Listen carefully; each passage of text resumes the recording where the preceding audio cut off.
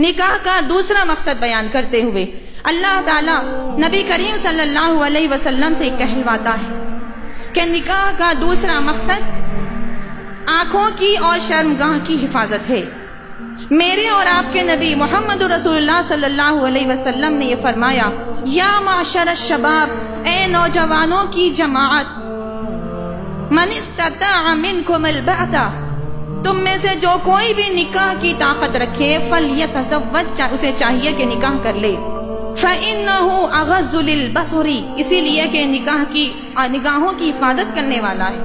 وأحسن للفرج، شرمگاہ کی حفاظت کرنے والا ہے، ومن لم يستطع، اور جس کو نکاح کی طاقت نہ ہو، فعلیہ بالصوم، وہ روزے رکھے، اس پر روزے رکھنا لازم ہے، فإنہ لہ وجاء، اس لیے کہ روزے گناہ کے درمیان ڈھال بن جاتے ہیں۔ محترم سامعات کرام،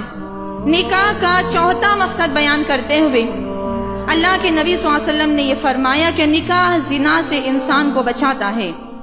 پیارے نبی صلی اللہ علیہ وسلم یہ ارشاد فرماتے ہیں کہ جب تمہاری نظر کسی عورت پہ پڑے تو یہ تم سمجھو کہ وہ شیطان کی شکل اختیار کر لیتی ہے اور شیطان اسے خوشنما بنا دیتا ہے۔ جب وہ تمہیں اچھی لگنے لگے تو تم فوراً اپنے گھر میں آؤ اور اپنی بیوی سے صحبت کرو۔ اس حدیث کا مطلب یہ ہوا کہ جب زنا کے قریب انسان پہنچ جائے،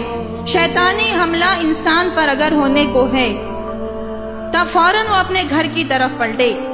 عورت کے لیے ضروری ہے کہ اس کے لیے ایک ایسا مرد ہو جس سے اس نے نکاح کیا، مرد کے لیے ضروری ہے کہ اس کے لیے ایک ایسی عورت ہو جس سے اس نے نکاح کیا۔ اگر دونوں کے لیے نہیں ہے، مرد کے لیے عورت نہیں ہے اور عورت کے لیے مرد نہیں ہے، تو اس کے اوپر روزے رکھنا لازم ہے، صبر کرنا لازم ہے، برداشت کرنا لازم ہے۔